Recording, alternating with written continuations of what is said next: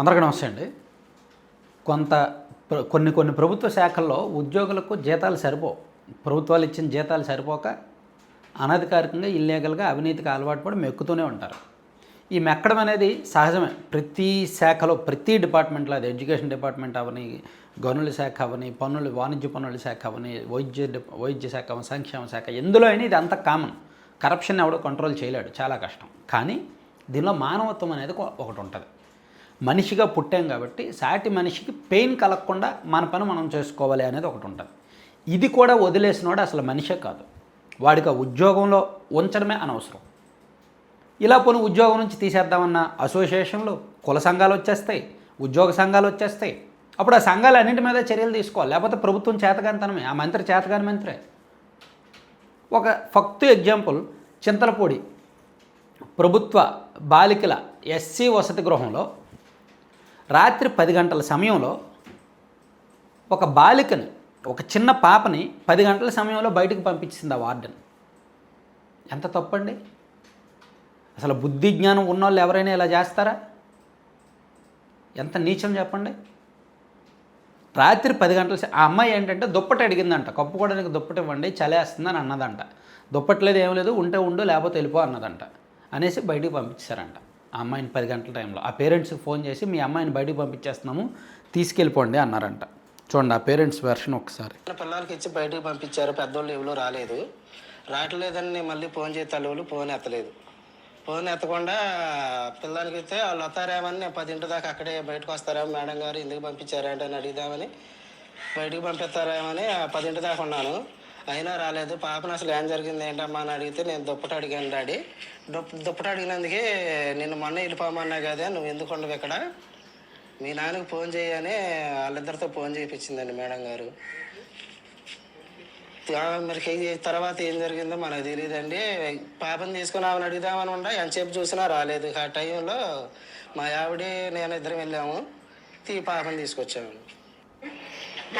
బొల్లా కళావతి అండి. అక్షయ కోసం వెళ్ళానండి హాస్టల్ కాడికి. ఎంత ఏడ్చుకుంటూ బయటకు వచ్చిందండి. నా పేరు బొల్లా అక్షయ, మాది ప్రగడవరం. నేను చంద్రపూడి జడ్పీటీ హాస్టల్లో చదువుకుంటున్నాను. నేను దుప్పటి అడిగాను, దానికోసం నిన్న ఎప్పుడో వెళ్ళిపోమన్నాగా ఎందుకున్నావు అని తిట్టారండి. వార్డెన్ పేరు స్వప్న మేడం. వార్డెన్ పేరు స్వప్న, ఒక మహిళ. ఒక ఆడపిల్లని రాత్రి 10 గంటలప్పుడు బయటకు పంపించింది. మనిషా పశువా చెప్పండి? అసలు ఇటువంటి వాళ్ళు వార్డెన్లుగా ఉండడానికి అర్హులేనా? అంటే ఇంత సీరియస్గా రెస్పాండ్ అవ్వడానికి, రియాక్ట్ అవ్వడానికి కారణం ఉంది. నేను ఎప్పుడో బయటికి వెళ్ళిపోమన్నాను కదా, ఇంకా ఎందుకు ఉన్నావు అని చెప్పి. సరే, ఆ నెక్స్ట్ డే మీరు పేరెంట్స్ని పిలిపించండి. ఓకే, ఆ అమ్మాయి ఏదైనా తప్పు చేస్తోంది, లేదా నిబంధనలకు విరుద్ధంగా నడుచుకుంటోంది, ఏమైనా తప్పు ఉందనుకోండి, ఆ తర్వాత రోజు పేరెంట్స్ని పిలిపించండి. ఒక వార్డెన్గా పేరెంట్స్ని పిలిపించవచ్చు కదా, మాట్లాడవచ్చు కదా, కౌన్సిలింగ్ అవ్వచ్చు కదా. అలా కాకుండా రాత్రి 10 గంటలప్పుడు నిన్ను ఎప్పుడో వెళ్ళిపోమన్నాను కదా, నువ్వు ఇంకా ఎక్కడ ఎందుకు ఉన్నావు, వెళ్ళిపో, ఇప్పుడే వెళ్ళిపో, మీ అమ్మాయి నాన్నకు ఫోన్ చేయి, వాళ్ళని రమ్మను, తీసుకెళ్ళిపోమని అంటే ఎవడిచ్చాడా హక్కు? సో ఇటువంటి వాళ్ళని ఎందుకు ప్రభుత్వం భరించాలి? ఇటువంటి వాళ్ళని ఎందుకు ప్రభుత్వం ఉపేక్షించాలి? సో ఇప్పుడు ఈ వార్డెన్ల మీద చర్యలు తీసుకోవాలంటే వీళ్ళ అసోసియేషన్లు ముందుకు వచ్చేస్తాయి. వార్డెన్లు అక్కడక్కడ తప్పులు జరుగుతుంటాయి, సో ఈ చూసి చూడనట్టు వదిలేయాలని చెప్పి అప్లికేషన్లు, రికమెండేషన్లు, ఒక ఎమ్మెల్యే దగ్గరికి వెళ్తారు, లేదంటే ఎంపీ దగ్గరికి వెళ్తారు, లేదంటే మినిస్టర్ దగ్గరికి వెళ్తారు, వెళ్ళి ఎవరి చేత ఒకరి చేత చెప్పించుకుంటారు పొలిటికల్ రికమెండేషన్. అలా రికమెండ్ చేసిన వాడికి సిగ్గు ఉండదు, వీళ్ళకి బుద్ధి ఉండదు, వాళ్ళకి సిగ్గు ఉండదు. ఈ విషయంలో ఇటువంటి వార్డెన్ వెనకేసుకొచ్చినోడు కూడా మనిషి కానట్టే లెక్క. ఎందుకంటే ఆమె కూడా ఒక ఆడదే కదా. నైట్ 10 గంటలప్పుడు బయట ఆడపిల్లలు అలా వదిలేయడం, అలా బయటకు పంపించేయడం ఎంతవరకు సంస్కారం అండి? ఇందులో కుల సంఘాలు, ప్రజా సంఘాలు బయటకు రాకూడదు, అసలు వదిలేయండి. ఇటువంటి వాళ్ళని బయటకు పంపించేయండి. మంత్రులు కూడా అప్రమత్తంగా ఉండాలి. సంక్షేమ హాస్టల్స్లో ఏం జరుగుతుందో చూసుకోండి. హాస్టల్స్లో ఫుడ్ క్వాలిటీగా పెట్టరు, అది ఎవరూ మార్చలేరు. ప్రభుత్వం ఇచ్చిన మెనూని యాజ్ ఇట్ ఈజ్ అమలు చేయరు, క్వాలిటీ ఉండదు, దాన్ని ఎవ్వరూ మార్చలేరు. హాస్టల్లో, హాస్పిటల్లో సంవత్సరాల తరబడి, దశాబ్దాల తరబడి అలాగే ఉన్నాయి. కానీ మానవత్వం కూడా లేకుండా ఇలా మరీ ప్రవర్తిస్తాయి ఎలా? హాస్టల్స్లో మీరు వెళ్ళి చూడండి, ఫుడ్ బాగోదు, ఫుడ్ క్వాలిటీ బాగోదు, మెయింటెనెన్స్ బాగోదు, రూములు బాగోవు, మరుగుదొడ్లు సరిగ్గా ఉండవు, డోర్లు ఉండవు, ఫ్యాన్లు ఉండవు, దోమల తెరలు ఉండవు, ఏమీ ఉండవు. ప్రభుత్వాలు డబ్బులు 1000 కోట్లు ఇస్తూనే ఉంటారు సంవత్సరం.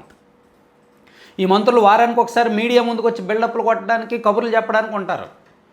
కానీ అసలు మూలాల్లోకి వెళ్ళిపోవాలి కదా, హాస్టల్స్ని ప్రక్షాళన చేయాలి కదా, పోనీ కరప్షన్ని కంట్రోల్ చేయక్కర్లేదండి, జరుగుతున్న అవినీతిని కంట్రోల్ చేయక్కర్లా, కానీ ప్రభుత్వం లక్ష్యం నెరవేరుతుందా లేదా, అక్కడ పిల్లలకు అన్నీ సరిగ్గా అందుతున్నాయా లేదా, ఎటువంటి అసౌకర్యం లేకుండా ఉన్నారా లేదా అనేదైనా చూసుకోవాలిగా.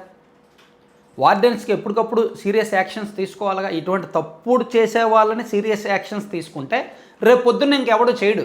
ఇప్పుడు ఈ అమ్మాయి స్వప్న తరపున ఎవరో వచ్చి పొలిటికల్గా రికమెండేషన్ చేశారనుకోండి, మా వాళ్ళేనండి చూసి చూడనట్టు వదిలేయండి అని ఎవరైనా రికమెండేషన్ చేశారనుకోండి, దానికి ఆ శాఖ మంత్రి గారో లేదంటే అధికారో లేదంటే జిల్లా అధికారులో సరే వదిలేశారు అనుకోండి, ఈసారికి వదిలేస్తామని, ఇది మరొకటికి అలసవుద్ది, మరొకటి రేపు పొద్దున్న ఇంకో దారుణం చేస్తాడు.